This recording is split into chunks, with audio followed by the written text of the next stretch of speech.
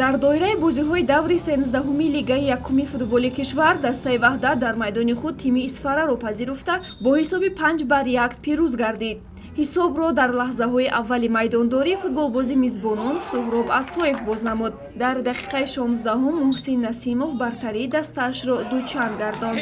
Бо гузашти 6 дақиқа Фирӯз Раҳмонов голи сеюми ваҳдатиҳоро ба номаш сабт сохт. Пеш аз ба танаффус баромадан Нодирбек Мамиров ба як голи ҳарифон ҷавоб гуфт.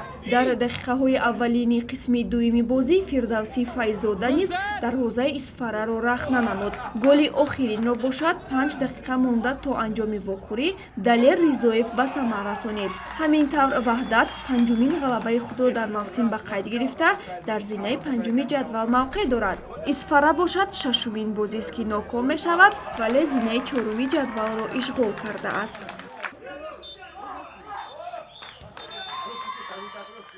имрӯз ғалабаи мо ҳама як команда шуда бозӣ кардем. пирӯзии мо дар ҳамин аст. вақте команда ҳама каса ҳама якҷо бозӣ мекунанд, пирӯзӣ албатта ба даст меоранд. дастаи моҳири ноҳияи Ёвон баъд аз нокомиҳои пайдарҳами худ дар даври 13-ум дар варзишгоҳи худ бо дастаи ҳосилоти ноҳияи Фархор рақобат намуд ки дар натиҷа шогирдони Сиявуш Боев бо ин дастаи сарсахти худ бо ҳисоби 1-0 пирӯз омаданд. бояд гуфт ки дар қисмати аввали майдондорӣ қариб ки қувваҳои ҳарду даста якхела буданд. ҳамин тавр то лаҳзаҳои охири қисмати аввал ҳисоб кушода нашуд ва дастаҳо ба танаффус баромаданд. дар пайти дуюм бошад бозингарони дастаи моҳир хати муҳофизаи худро мустаҳкамтар намуда ба ҳуҷум мегузаштанд. ҳамин буд ки дар дақиқаи 72-ум бозингари бо маҳорати даста Алишер Куганов аз масофаи дур голи зебо ва диданиро дохили тури дарвозаи ҳосилот намуд ва то ба охири дақиқаҳои бозӣ дигар ба ягон нафар бозингарон задани гол муяссар нагардид.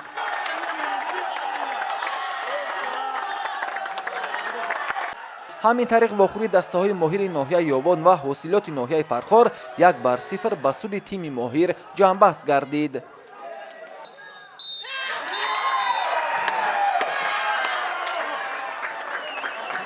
бояд гӯӣ ки дар ин бозӣ ҳамаи бозигарои мо ҳама вазифаҳое ки дар пешон роҳбари тренери монда буд ҳамашон бо иҷро намуданд. ин ғолибияте ки мо бар дастаи ҳосилот кардем, тамоми мухлисони ноҳия аз он ҷумла бозигарои мо дер мунтазир буданд.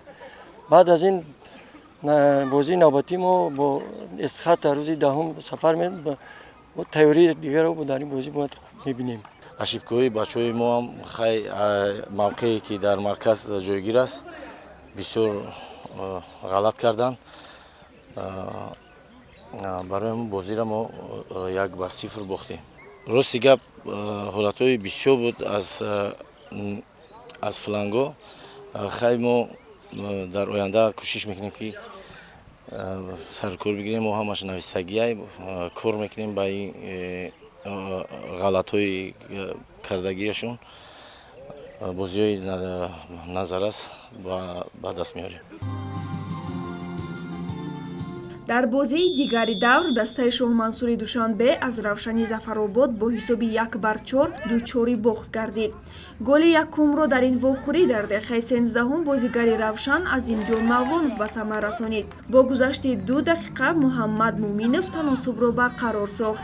дар ин нагузашта футболбози меҳмонон Бахтиёр Зарипов дастаашро ба пеш баровард. дар дақиқаи 41-ум ин футболбоз боз ба задани гол даст ёфта ба номаш дубл сабт сохт. дар дақиқаи 62-ум Умедҷон Давлатбеков голи охирини бозиро вориди дарвозаи Шоҳмансур гардонид.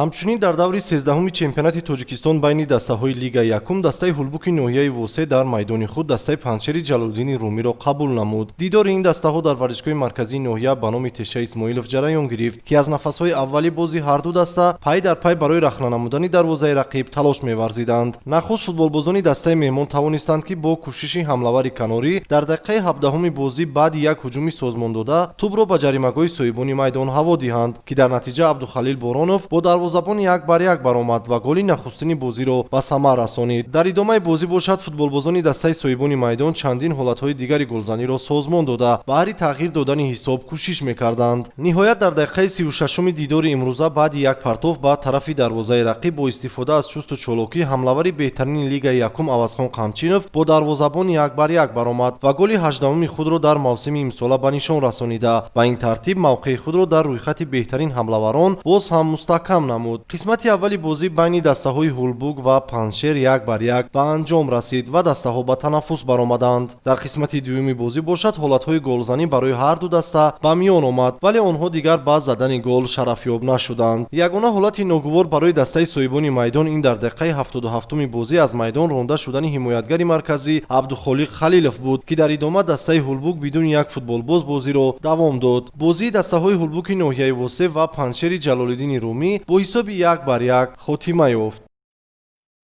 аз аввали бозӣ маълум буд ки дастаи мо бартарӣ мекард, бозии хуб нишон додан, аз оғози бозиро ба дасти худ гирифтанд, 1-0 бурида ҳисоб будем ва дар охири қисми якум камтар бачаҳо худро гум карданд, голро сар додем, лекин ба наворо дидан дар кор ин голе ки дастаи мо сар дод аз ҳисоби мо фикри мо ки ҳолати нобозӣ буд. Инро дидан дар кор ду бозингар ҳолати нобозӣ буд, аммо доварон инро нигоҳ накарданд ё ки мо хато мекунем, лекин инро ба навор як бор дигар дидан дар кор.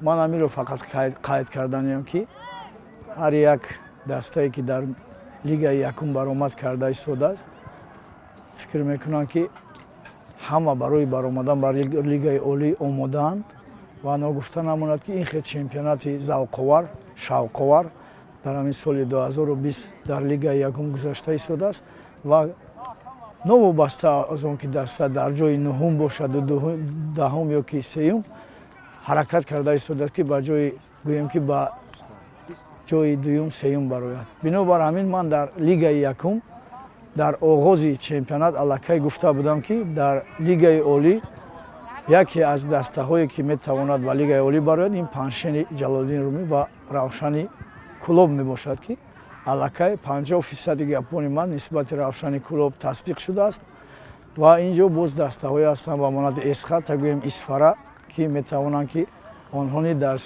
ҷои якум дуюм сеюм мавқеи худро мустаҳкам кунанд. ҳамин тавр бозиҳои даври 13-уми чемпионати Тоҷикистон миёни дастаҳои лигаи якум ба анҷом расид. Равшани Кулоб ки садрнишини ҷадвал ба ҳисоб меравад, дар ин марҳила аз тими Барқчӣ бо ҳисоби 1-2 шикаст хӯрд.